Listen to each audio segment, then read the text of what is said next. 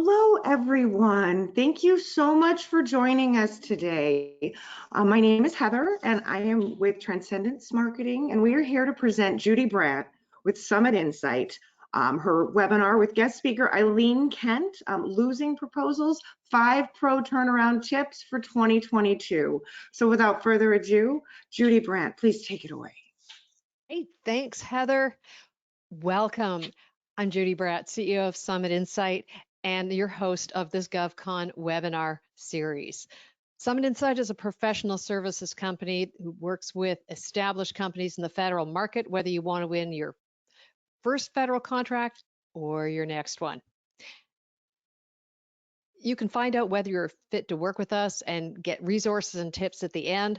We've got lots of opportunities for you to ask questions and get your questions answered. And so let's get right to it. As we go along, keep this in mind. I want you to steal from me. Now, not just my content. What I want you to notice is not just what you're learning, but I want you to notice the experience you have. I want you to notice how you feel as we get to know each other. Because getting to know each other is at the core of the art of federal human connection, that art that we all practice every day and all get better at as we succeed and grow and stand up to the challenges in the federal market. And so pay attention and borrow from that experience. I am completely thrilled to introduce to you my friend and training partner, Eileen Kent. She doesn't call herself the Federal Sales Sherpa. Industry called her the Federal Sales Sherpa. She has helped our team lead our clients to over $200 million in federal wins between 2015 and 2022. She's brought her expertise to leading a national sales team to over $65 million in wins. Think she knows her way around proposals? That's why we're talking about this today.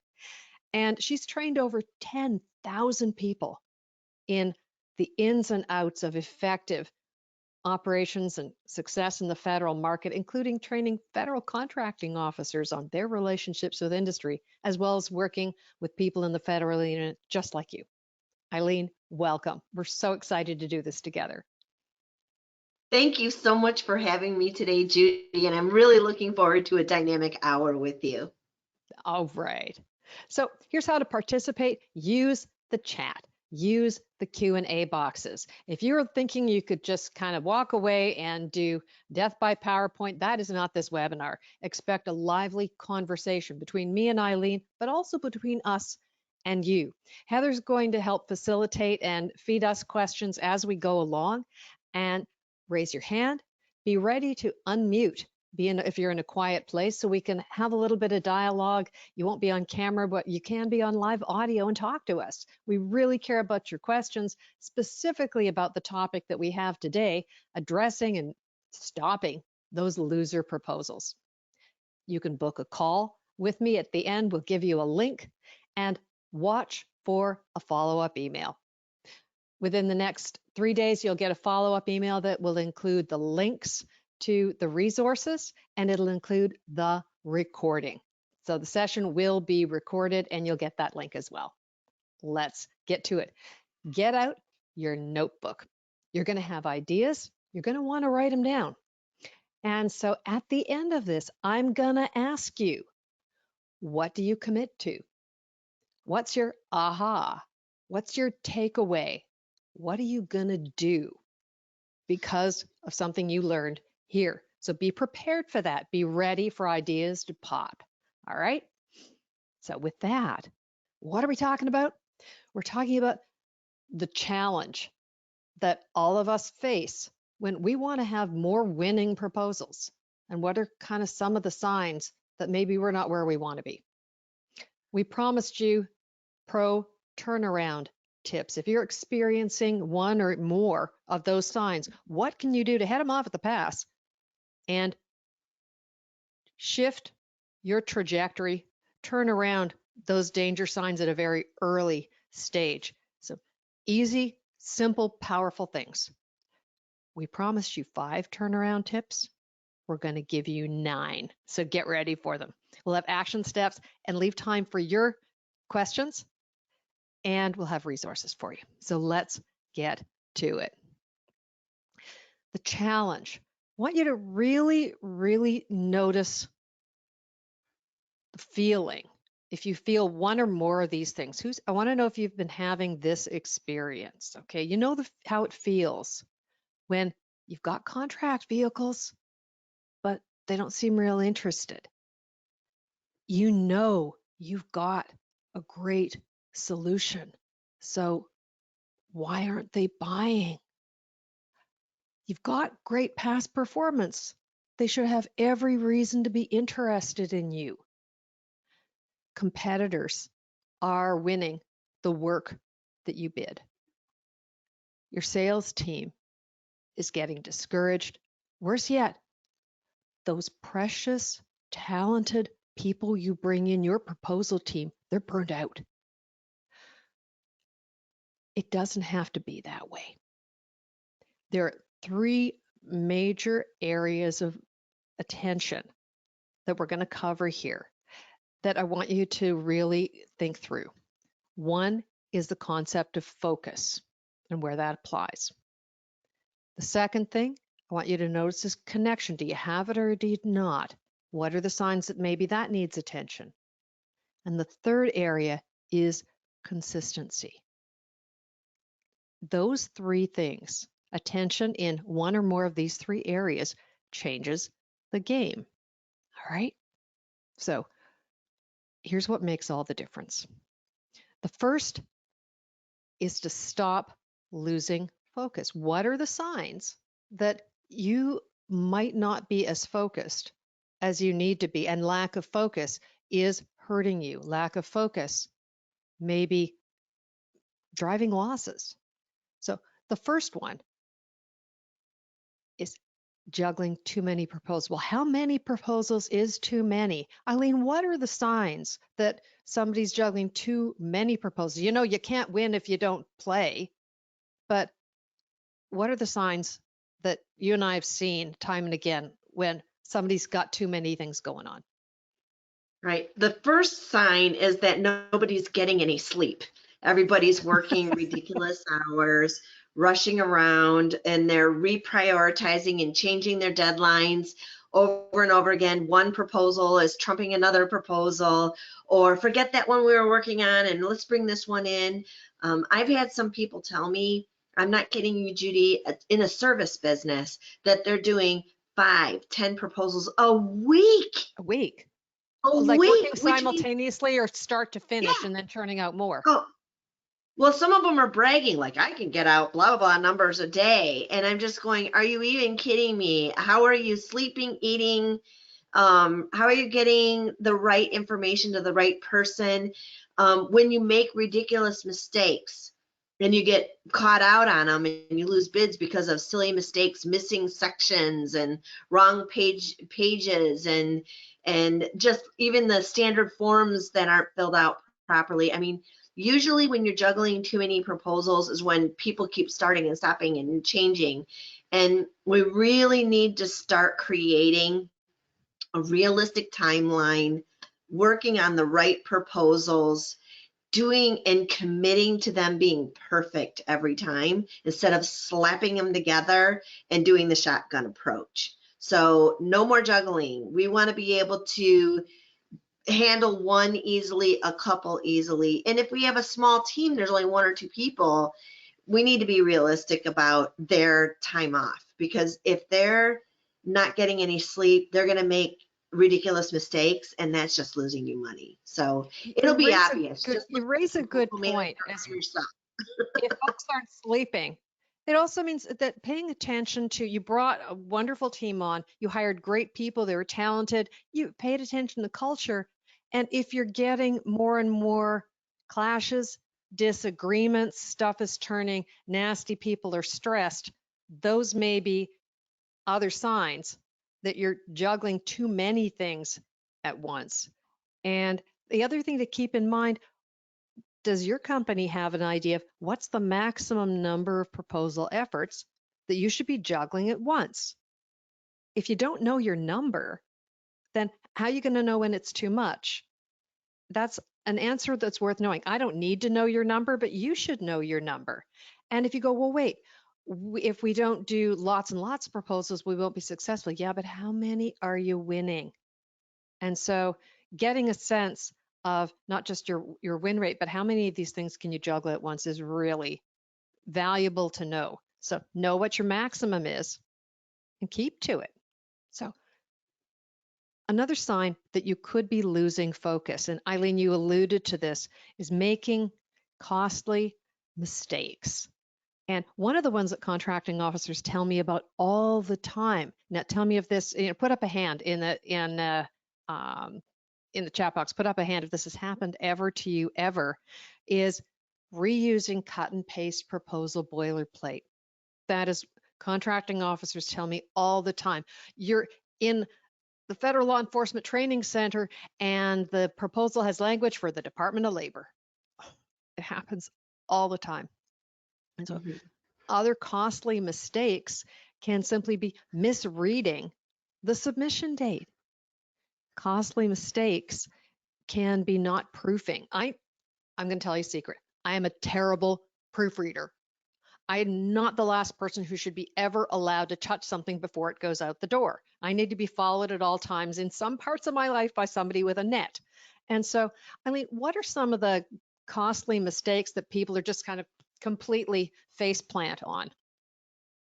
The biggest costly mistake is thinking you know what the scope of work is, and you have no idea what the scope of work is. So when they say, oh, I want a green roof, and you say, well, I've done many green roofs across the country, and I look at the square footage from the drawing that they give in the proposal, I know exactly what this is going to cost us. And then we find out when we get there, the green roof is up in Sault Ste. Marie, and we have to have different types of plants altogether. So the biggest, most costly mistake in writing a loser proposal is coming in at the end and slapping together a proposal with a scope of work that you didn't understand the scope of work, and you just wasted everybody's time. And they're going to be frustrated with you for submitting something that wasted their time having to read when it's not even what they were asking for. So costly mistakes can cost us money, but it can also cost the government money in providing the wrong information, and now they wasted a whole bunch of time. The other thing too is if we know that we're the winner and the client wants us, and we don't know how to write a proposal, and we present something that has all kinds of silly little mistakes, and you don't even make it into the evaluation committee.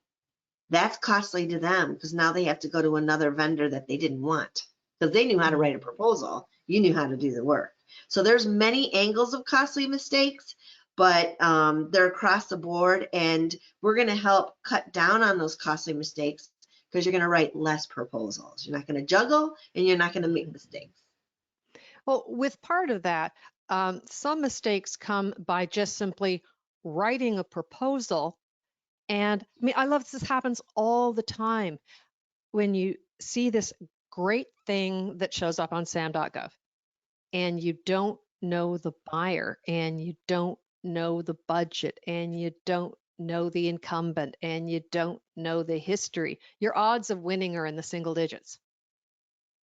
And so if you have no relationships, you want to be thinking really hard because that's a lot of effort to go. And there's a phrase that someone gave me, and I wish I could remember who to attribute it to, writing novels for strangers. And if you haven't been actually talking to somebody that's on the receiving end of that, you're at risk for putting your best efforts out there and being completely off base. And so another major sign of not having the focus and having that cost you is thinking, I have to bid. I think I'll bid. I have to bid. I have to bid. I have to bid. And government contracting as an industry is just filled with the goddess. I got to go to this small business. I've got to go to all the small business events. I've got to go to all of these industry days. I've got to go and visit with all the small business offices. Gotta. Eileen, what drives that mindset? And what happens when that seeps into your proposal effort?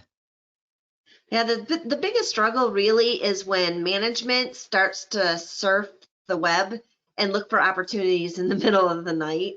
And then they come in the next morning and they're throwing it at the proposal team saying, why aren't we bidding on this? And why aren't we bidding on that? And why aren't we bidding on this? And no one heard of them and they're due in 2 days.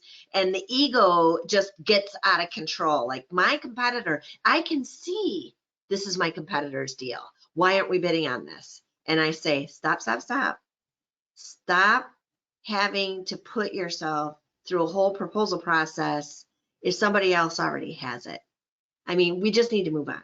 So we're really going to be focusing a lot on getting off the but we have to bid. Another classic is there's a lot of contract vehicles, like some of the nicknames are Oasis and Polaris and Big Mac, all these different contract vehicles, but this is $50 billion. We have to bid. No, it's not. It's an opportunity to bid on $50 billion worth of mini little tasks for the next 5 years. So you don't have to bid on that. And even if you do and you win, then you're going to have to bid and bid and bid and bid. And you're not going to win 50 billion. That's the weight that contract. So some people don't even understand what they're bidding and they still think they have to.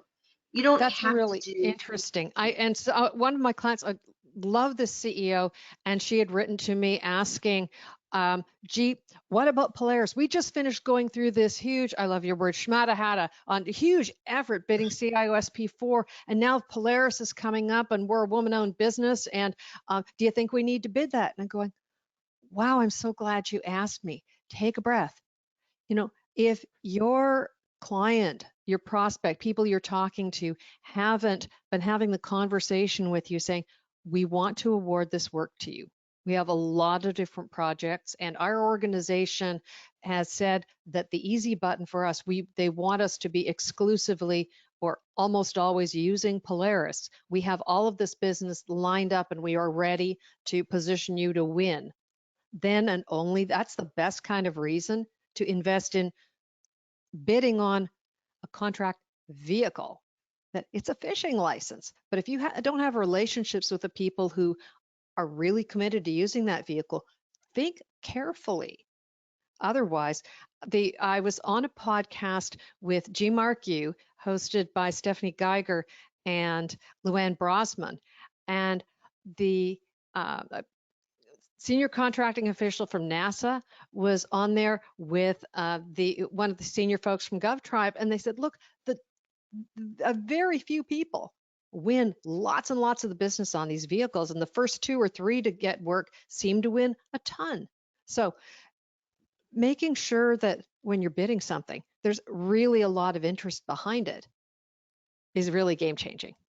So I want to ask this. How much, drop it in the chat, how much did you spend on unsuccessful bids last year? Just drop it in the chat. I really want to see. Okay, so just drop in a number. Okay, drop in a number in either the chat or the Q&A. How much did you spend on unsuccessful bids last year? And Eileen, what are the things that people overlook and don't even realize that went into those kinds of expenses? Right. A lot of times people add up, the hours of the proposal people that they hired to write the proposal for them, or they just added up the amount of time or the graphics designer that they hired. But really, I want you to start thinking about writing a proposal, especially a service-based proposal that's due in 30 days, usually takes 4 of your resources for 30 days. Think about that, add it all up. And let's just say your subject matter experts are all worth $100 an hour with their pay and their overhead, and they're not working on a project. You add 4 resources of yours working on a proposal for 30 days. That adds up very quickly, $64,000. So I always like to say every proposal is a $64,000 question, because if you write a loser, you're not only losing that time of those people and the efforts that they did, also the overtime hours, their weekends that they worked on it. And then if you lose, they're completely demoralized and they don't want to come when the dinner bell is rung the next time. So writing a loser proposal is a huge investment for your company of time, talent, overtime, family time, and heart and soul. So you really want to think about, what is it costing you to write a loser? Wonderful. Wonderful. And when I survey, and the costs are anywhere from as low as $5,000, maybe that's for a task order. It is not unusual. I still remember the story that Marissa Levin, at the time she was the CEO of Information Experts, and this was early in their federal trajectory, and they were bidding on this contract vehicle, just the vehicle, like a fishing license, the Office of Personnel Management. And she remembers going into the office of the contracting officer with this, with the document rolled up, and said, I have this contract. I have no furniture in my living room, but I have this contract. Because it was that level of investment and resources diverted. So turnaround tips, 3 ways to really, if you've been having those kinds of experiences, 3 ways to turn around and focus. All right. And the first is create a bid, no bid process. And it's a promise you make to yourself. Follow your own checklist. And so, Eileen, what are some of the elements that a good bid, no bid process should be including? Well, the first thing I would do is choose the people that are going to make that bid, no bid process. So you have your proposal manager, your project manager, the owner, and the salesperson. Okay, so let's just picture this for a second. The salesperson says, go, go, go. Of course, that's their commission. But the project manager is going, no, no, no, we can't do that work. Right there, to me, disconnect. That's a problem. Eventually, your salespeople are going to learn, wait a minute, if I take my project manager out on site and they get to know the client, and then the salesperson comes forward and the project manager says, yes, we can do this. That's leaning toward a yes.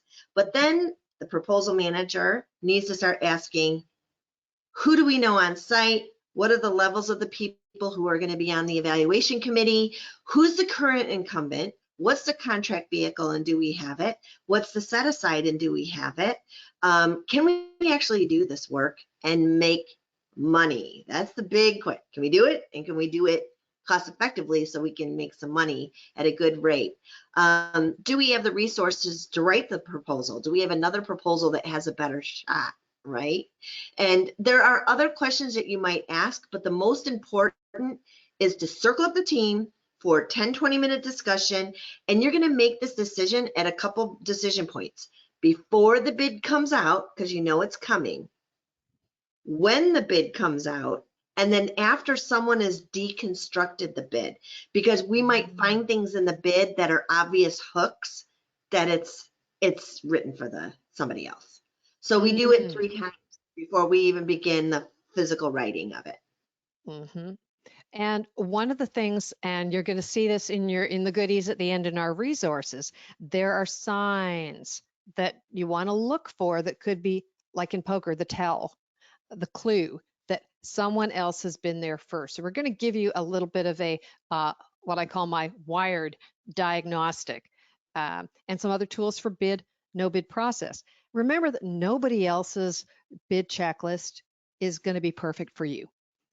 Expect to iterate it over time. It's kind of check the checklist at least once a year. Compare what decisions did you use to bid and what did you win? And if you had to look back, what were the other signs you should be baking into the next edition of your bid, no bid process? It's one of those things that when you're getting set for the new fiscal year, the new bid season, brush off and revise your bid, no bid process. If you don't have one, we'll give you some tools to get started on one. The next thing, get intelligence prior to the bid. And by intelligence, I do not mean the same insert name of expensive database that everybody else has. Eileen, what kind of intelligence do most people just overlook and realize makes all the difference when they start getting it routinely? Yeah, what I like to use is some of the intelligence that's available at the public sites. We can do keyword searches. NAICS code searches, competitor searches. We can also, when we see an opportunity, we can actually do a backcast, as Judy calls it, looking at what's happened at that agency before. But the most critical intelligence, that's all news headlines. That opens doors for conversations with people in the field. The real intelligence is the stuff that the customer told you they wanted. You don't have that kind of connection and you're guessing what they want, we're kind of in trouble. Our chances of winning are not high. And if we win, we don't understand the scope. We might be, shooting ourselves in the foot with a bad price and we're losing money. So intelligence is a lot of things. I want you to start thinking about our proposals now. Only intelligent proposals, that's going to be a new saying, only intelligent proposals go in, which means we know not only who's the incumbent and who's doing, who we're up against, so we can write it against them or team with them. And then we're going to write what the customer told us they wanted. And if they didn't tell us anything and we don't even know who they are, there's a pretty obvious reason to pass on the bid. Mm-hmm. Mm-hmm. No, and Elliot had a question. He's just for companies just getting started with federal contracting, how do we establish our proposal team and how many should be on that team? And then what should be the characteristics of the team members other than the ability to write? Elliot, Eileen talked about 4 major players within your company that each have a role. Eileen, do a quick recap on the 4 you were talking about who should be involved in that decision and then executing. Right. In the bid no bid process, you have the owner, because they're paying for everybody's time and okay with everybody not doing their other job to write this proposal. So you have the owner or top manager, you have a program technical person, a proposal writer, and your salesperson. Your salesperson is kind of like your reporter, and your proposal writer is kind of like the editor, bringing the information in and putting it together. If you don't have that many people, there are consultants out there that offer proposal writing services. But one thing Judy and I totally believe in, you need your own reporters. You need your own salespeople to get the story. And then you can bring that to a professional proposal writer and hire them on an as needed basis, hourly basis. And then once things start to stand up and get better and better and better, then you can have an in-house proposal team. I had 48 locations at my roofing company, okay? And we had 1 proposal writer, 2 major sales executives selling to the feds, and we had a manager. So we had a team and someone handling our small business side of things. So we had 5 people on our team doing 65 million. And we would do probably 2 or 3 big proposals a month, which meant 48 locations were fighting for those 3 slots. So we only wrote winners. Got it. Got it. And you also want to keep in mind that when you think about the resources to do proposals, you don't always, if you're at an early stage, you probably don't need to have a full-time proposal writer that's 100% of their job, but it's really critical to have people in your company who are on site in the client location, talking to the prospects, talking to the people involved that you want to be working for when you win the work, and gathering that intelligence and feeding into the proposal process, because that's making all the difference between somebody who's just responding to the mail and somebody who's crafting exactly the proposal that they want to say yes to. And so what does it mean, Eileen, to say to commit to only writing winners? Does that kind of circle back to bid no bid, or is it deeper than that? Absolutely. And in fact, it ties to where you put your money first. And I would say you need to invest in your salespeople first. A lot of people think that they're writing proposals all day and that's how they start their federal sales business. No, you sell to the Fed. It's going to take you 1 to 2 years to get really good, solid relationships and to be able to write some nice size, big proposals. So we don't want to write a proposal unless we've got the story. I want you to keep thinking of this being like a reporter. We have the story. If we have the story, now we can write the book. Now we can write the proposal and win it. Unless you have a story and you don't know the background, you're not writing a single proposal. They won't know who I am. I'm going to stick my foot in the door. This is our foot in the door. And I say, no, then put your foot in their door instead. So only writing winners is think about the time and the amount of money you're going to spend on a proposal. And you're going to have a very stringent bid no bid process. I want to know that I'm going to land in the top 3 and be at the right price, offering the exact solution they told us they wanted. Otherwise, pass. Let it go by. Let the pitch go by. Mm-hmm. Got it. So the second of our 3 major areas to notice and diagnose, the first then was focus. The second is, do you have symptoms of what we call disconnect? Here are some of the signs to consider. And I want to know who's got these. If you feel like you got no connections on the inside. I have dozens of conversations all year long with GovCons who are saying, you know, the work always seems to go to somebody who got there first. And Eileen, what are some of the signs that somebody should be noticing that indicate you've got no connections on the inside and this is a serious thing that needs your attention? What are the gut feels, the little things that people overlook and are danger signals? Right. The big one is you literally have no idea anybody's names, anybody's phone numbers, anybody's titles. You haven't seen where they work. You haven't been on a Zoom meeting with them, which, by the way, when you're on a Zoom meeting with them, many times there's no video on their side. So if you thought that was happening to just you, they don't like to come on video. So that's not anything that's against you. But no connections on the inside. Classic things are when you read the proposal, take a look at some proposals that are out there for what you do today and go straight to the past performance requirements. The past performance requirements are always written around a particular company they're hoping to win. For example, have you done this work in the last, 6 months with our agency and your office is only 10 minutes away? You might as well get out the Google Maps and figure it out. So no connections on the inside. It's pretty obvious when you're just when you're playing a guessing game, you don't have connections. You can't pick up the phone and ask.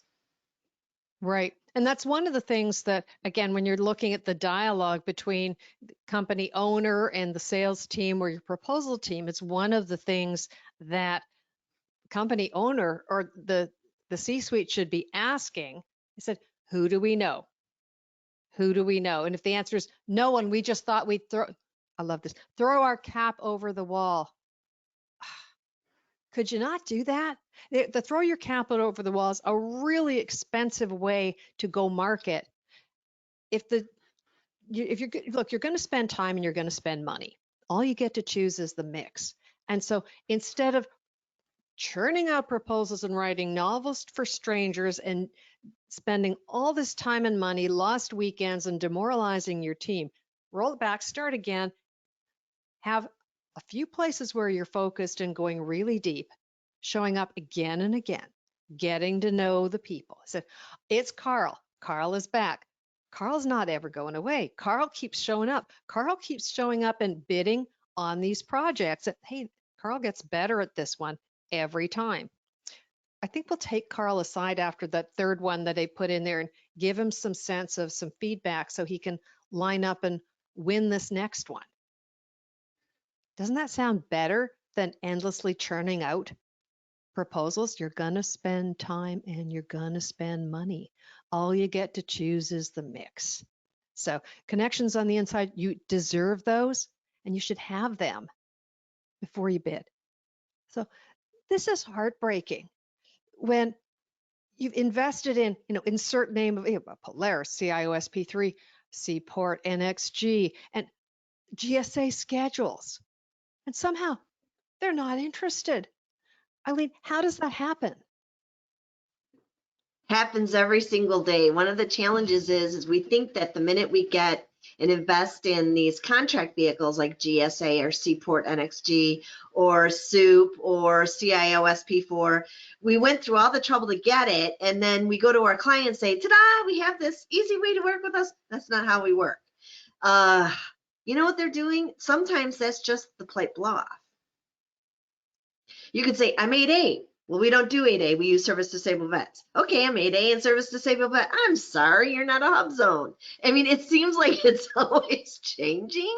And so what we want to be able to do is not get too wrapped around the vehicle. It's getting to the people who need what we offer. And if they're convinced that we have exactly what they need, they'll figure out the vehicle. And even if we don't have the vehicle, they'll find someone that we can borrow their vehicle to get in. So having vehicles is a nice feather in our cap for marketing purposes. It's an easy closing mechanism. But if it's not what they're using, we gotta get them to open up. If they want us, they'll show us what they're using. If we've done our homework, we already know what they're using. But we gotta be able to adjust and tweak and just so that we can get the opportunity. When they want us, they'll guide us in. It's almost like that airplane person on the ground guiding the jet in. This way, use this contract, we want you. But when they don't want us, you can have every contract vehicle, and the one you don't have, you don't have woman owned, sorry. We've got to get to the people who want us. It's good to have contract vehicles, and we're not going to be able to have all of them, but having teaming partners who have them that we can go to, and we find out which ones the buyer wants to use this time when they want to work with us. It always starts with they want us, and then they use a contract vehicle, not the other way around. So if you've got that sense of disconnect, we've got like a full shelf of contract vehicles, they're just sitting there. They're just sitting there. So another sign of disconnect is just what we're describing is no content and no context. There's, for me, that means you've got great solutions and you're writing about them, and somehow there's no pickup on that. Eileen, no content and no context. Tell us more about what the signs are that you should be noticing that you've got a gap, you've got disconnection around this issue. Right. If they ask you a certain question in a proposal and you just don't even know how to answer it, like they'll say something general like bake a cake, and then you're going, well, what kind of cake do you want? And what's the occasion? And how many people? And are there any allergies? You're wondering all these things as the baker because you're good at what you do, but they haven't answered any of those questions in the proposal. You have no context. You don't know what the situation is. You don't know what the occasion is. You're guessing. And that disconnect costs you so much money, especially if you won the contract and then you find out what the real situation is, and now you've been burned, and now they're burned because you're going to lose money and possibly go out of business. So again, we need to know what content they want us to present, and we gotta put in there all the details. For example, one of the classic ones is when they ask us to answer how we're going to do a particular job, we're going to want to put in their people's titles, their department names. We need to put their language in. So if we don't know that context, why in the heck are we bidding? We're only hurting ourselves, and we're potentially wasting their time. It's a no-go. Disconnect. Got it. So the turnaround tips, 3 ways to be solidly connected, build that solid connection between you and your buyer. So they're lining you up to win. 3 ways to fix connection is to know the players at every layer. So I ask you this, and I want you to drop in the chat. When you think about who's your buyer in your federal agency, just drop in the chat. Who's your buyer? Because I never get everybody agreeing on the same answer, and that's so interesting. So either message me or drop in the chat, and I'm going to share what it is that I get. So while we're waiting for some answers from folks, Eileen, talk a little bit about that. I mean, you have a federal buyer, right? There's one buyer, right? Or no? No. There's usually it's about a 5-layer cake, if not more, but there's some layers that you think are your buyer, and they're not even in the same room as that cake. So I can tell you who one of your players really isn't is the small business officer. So we can tell you that they are there for you to help register you with the agency so they can tell the SBA that they met with you. But those aren't the people that need you. Those aren't the people that you're going to be working next to. Those aren't the people that are going to be fighting for you behind closed doors in the evaluation committee. Those aren't the people that are reviewing your proposal and saying, this is exactly what I told them I wanted, and they gave it to me. So there are certain people that are more important in certain situations than others, and that's going to be unique to each and every one of you. So for example, if you are selling facility items to facilities people, guess who's going to be fighting for you? The facilities person, right? And the buyer's just going to make sure, the contracting officer's just going to make sure that you filled out the paperwork right, but they're going to get what that facility manager wants. So all we're saying is you need to know everybody. You need to know what their roles are. You need to know what they care about, what they're afraid of, what they're passionate about, what they're hoping to accomplish. And you got to be compliant, make them look good, make them feel good. And you know what? You do all the work, they get all the credit. And if you know those people and what's important to them, you're in a really good position. Got it. I mean, I was having this conversation with a really frustrated business owner. He was a brilliant subject matter expert. He had a marvelous solution, and he was just apoplectic at this bid that he submitted and to a large, in this case, it was a university, but large institution, he said, these people, they paid millions more for something that's a terrible solution. He didn't quite say what's wrong with these people, but it was like he had a big thought balloon around his head. I said, hey, they went with the people that made them feel comfortable. But they're going to, years later, they're going to be spending all this money and they're still going to have this problem. Yeah, and you're going to be around to go mop it up. But right now, they didn't know you. They went with the people who made them feel safe. I love this. Brene Brown, a researcher at and professor at the University of Houston, had a podcast recently really got my attention, and she was saying was talking about one of her watershed moments in one of her research. She said, for years we've been thinking that we as humans are thinking machines that occasionally feel. That's actually completely backward. We are feeling creatures who occasionally have rational thoughts. How often do people talk about, first you connect through the heart, then the head will come.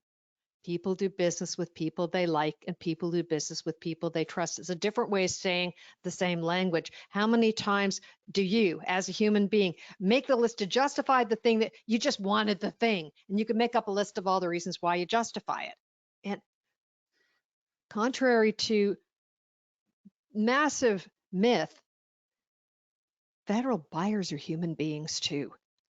And there's some really deep gut feel involved and a lot at stake when they choose you.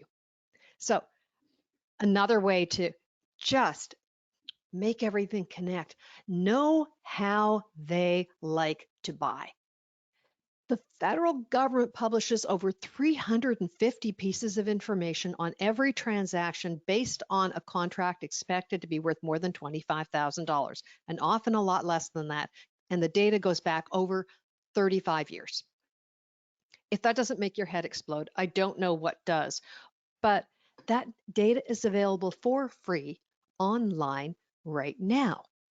And if you don't know where to get that or work with it, you should, because your buyer has already told you for free, right in public, hiding in plain sight, exactly how they like to buy. So if you don't know that, if you're showing up talking about GSA schedules when you're dealing with the Navy and the Navy only cares about Seaport NXG, that's on you. And so, but you have that connection when you already show up with their easy button right on your shirt. They know that you're ready to do business all the ways that the data says that they do business. Show up connected. Bingo, bango, bongo. That's an easy fix.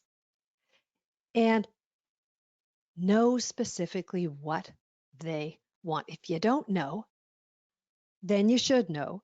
And if you don't know this time, you've got two choices. For sure, make the commitment to go the distance. And if this is an agency that really matters to you, you're going to keep showing up instead of going a mile wide and an inch deep, bidding all over the place and nobody cares you're alive. That one bid, if you decide you're going to throw the cap over the wall, the rest of you is going to follow. You're not just going to wait for someone to throw the cat back. You're going to continue to hone your art of really getting to know these folks, getting feedback, and getting to know them time and again. In the federal arena, everything changes when you stop asking, what can I bid? And you flip over the lens and say, who's my buyer? How can I get to know them better? It's very rare that one of the points of contact that shows up in one of these bid notices, this is the only time on earth that they're ever going to buy anything like that ever. That's a clue that this person is likely to be someone who buys more of that thing, and they know other people who buy that thing. So use your clues, but really make the commitment to get in there and get to know them as people. Our third set of tips is all around noticing the signs of inconsistency. Inconsistency is going to kill you. And this because the flip side of inconsistency is reliability.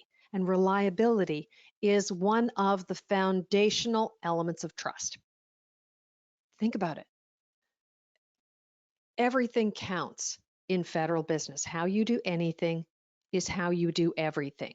And so even those tiny inconsistencies, like is your name of your company in SAM.gov the same as the name in Dynamic Business Search, is the same as the name on your capability statement?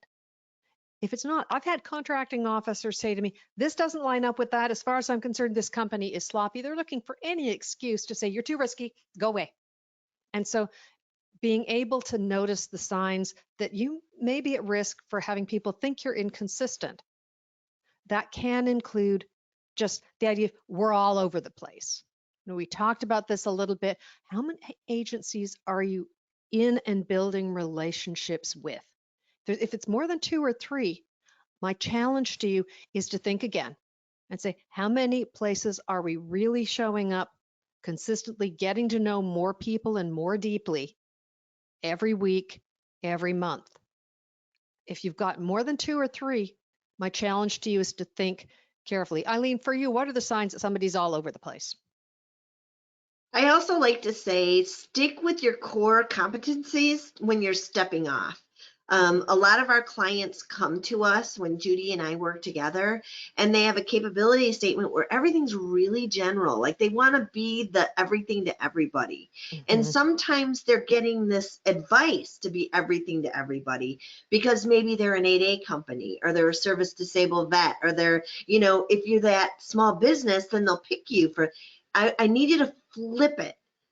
Get your superpowers and super focus what you're really good at and own that, and then grow your messaging and your capabilities out from there. Once you've won them over for the amazing thing you do really, really well. One thing I don't do really well, I cannot fill out somebody's GSA schedule. That's not my thing, right? So I don't sell it.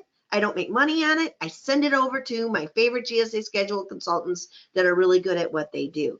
You need to do the same thing. Shave off all those generalities and get specific about what you're good at and be the best at that one thing. Don't try to be the end all be all when you're just a one person office. Don't do that to yourself. If you've got a list of NAICS codes that fill out the entire page, I love the advice that Sharita Gaither gave me, who was at the time working for a very large prime in the small business office. She said, when you say you do everything, what we hear is, I do nothing. So yep, we lack consistency in approach. Eileen, what are the danger signs that somebody lacks consistency in approach? Right. One of the most important things in terms of consistency is when you come up with those core capabilities, you're also going to focus on your best values, the things that make you unique to anybody else. And then I need you to say it over and over and over again. I think of, and I know this is not in government contracting, but I think of my hairdresser when I go to get my hair shampooed, the shampooers that they're just beginner kids that are working on hair. They always ask me, how's the temperature of the water? How does, you know, the amount that I'm giving your head a massage, is that too strong, or is that, they use every single kit I get every week is somebody new, every couple weeks, but the phrases are the same. So I also want you to think about the customer experience at your business. Everybody's using the same phrases, everybody's using the same processes, and we're all evangelizing companies to come to us using the same language and quality. We're white glove. We do it this way. You notice when you go to a hotel at one place and then you go to the same level hotel somewhere else, like let's say DoubleTree, you get your chocolate chip cookie. It's consistent. You're going there for the chocolate chip cookie. So think about consistency in your service, in your messaging, in your delivery, and then people, like what Judy said, you feel safe to work with because people know what to expect from you. You're not all over the Exactly. place. Yeah, and that the quality, if your company, part of how you stand out is how you make someone feel. That it's personal touch. A real human returns your call and returns it quickly. The answer is thorough. There's a follow-up email. There's a follow-up call 2 days later or survey about quality. All of those touches underscore consistency and approach, for example. So if you're kind of all over the place, you don't have a standard operating procedure, a standard way your company does the things, even if you're not ISO certified. Consistency, if you're lacking consistency and you're noticing that, it's a fixable thing. Start and stop and start and stop and start and stop and start and stop. Eileen, what's that one about? Oh, that one is especially in sales. When you have a salesperson, they go after the federal sales during Q4 busy season, and then it's Christmas time and we let them go or send them to somebody else, or we keep changing different people going after the federal government. Right. I got to tell you, that's frustrating to the customer because now they have to keep memorizing the next person. They're doing business with people they know, trust, and love. And you keep changing the face of your business, that's going to be a problem. So if you're going to go after this business, it needs to be consistent every day, every week, every month. And you don't leave them after Q4 busy season. You keep checking in during the holidays. You keep checking in and saying hi. You're, again, safe bet, calm, cool, collected, always there when they need you. You deliver in a certain way. But if you go in, jump out, go in, jump out, they're going to say they're fly by night, not interested. I remember Ludmilla Parnell, who is now retired from General Dynamics IT, but she was the very senior official in the small business shop there. And she would say, I want to know, I'm going to watch you show up at that trade show for 3 years in a row and see, is this company showing up? Are they serious? And then maybe we'll be ready to talk to them. But I want to know that they're going to show up and consistently be ready to service and play. So Right. No dabblers. No dabblers in this business. you don't dip a None. toe. You're just going to lose your whole foot.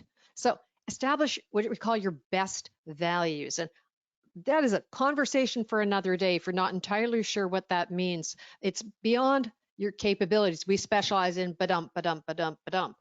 But best values are, you don't usually need very many of them.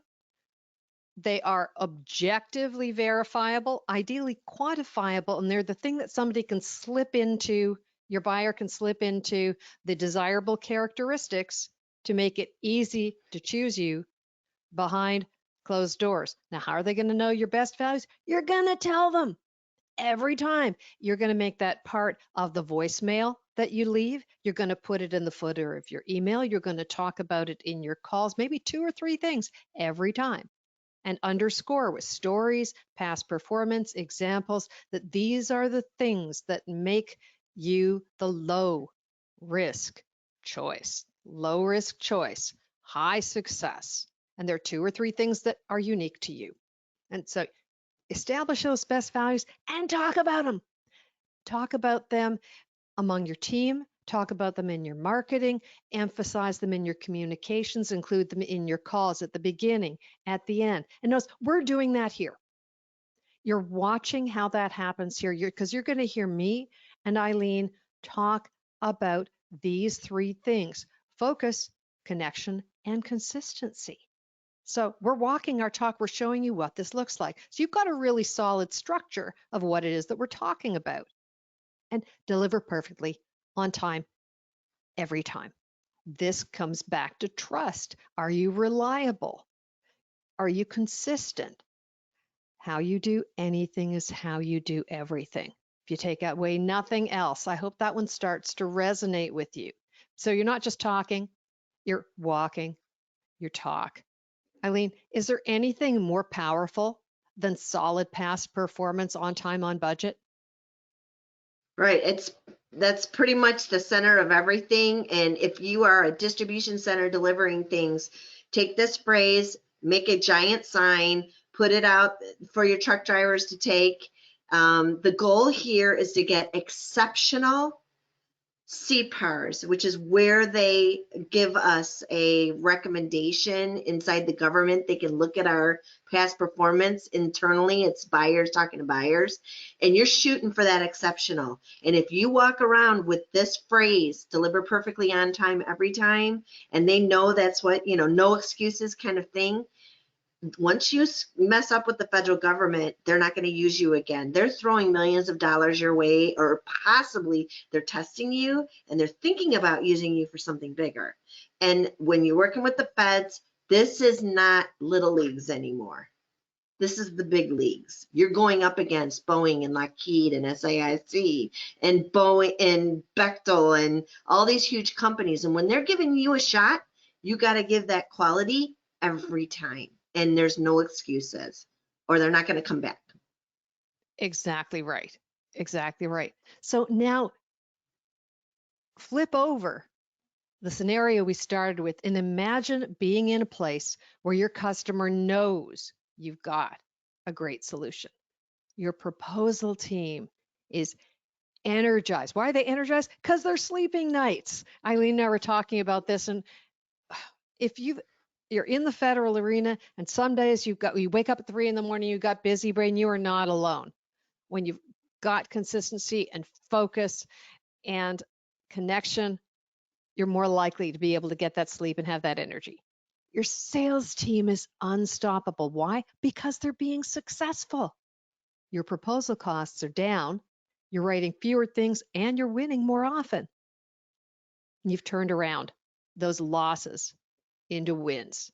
Yeah, sure, you have to bid some and lose some. Data shows the average company in the federal arena wins 1 out of 4. If you're winning 1 out of 4, you're doing pretty well. But I'll always remember this conversation I had with someone she was so excited she won her first federal contract. I was researching my book and I was curious. I said, how many tries did it take you? Bids did you put in to win that first one? She said, 39. I was not going to do math in public and get it wrong, but I didn't have the heart to tell her that the price of winning one was the cost of losing 38. That doesn't have to happen to you. So we've covered a lot. We've focused on how to focus on writing only winning proposals, how to use intelligence about the people and the needs and the agencies and the contract vehicles to build the relationships that you need, and how consistent messaging delivers consistent winning proposals.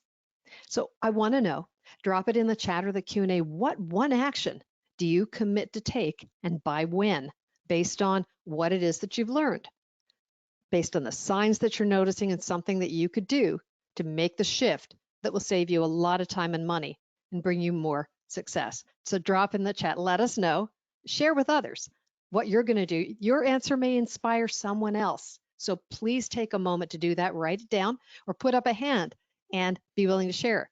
And so with that, please put up a hand if you have a question, if you have a proposal situation that you want to ask about. Put up a hand. We'd be happy to take a moment and answer your questions. So drop it in the chat or put up a hand. So with that, who wants to slash the cost of unsuccessful proposals? Just write me in the chat. We've got more than a few. I know you do. We've got resources for you. Sandra has a question. So Sandra, I'm going to take you off mute for a second. And Sandra, if you have the question, you come on live. If you can come on live, Mike, and ask, or you can drop it in the chat as you wish. We've got a couple of folks here. And Sandra, one more try. There we go. Try one more time.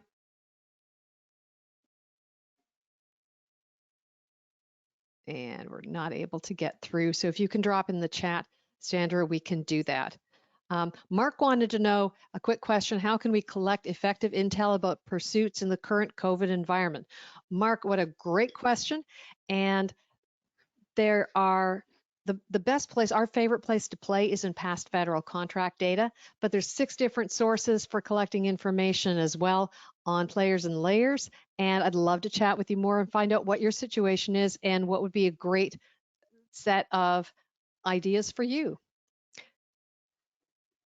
Opt in. I can answer that real quick though. I have a Sure. quick answer for that question too. Yeah.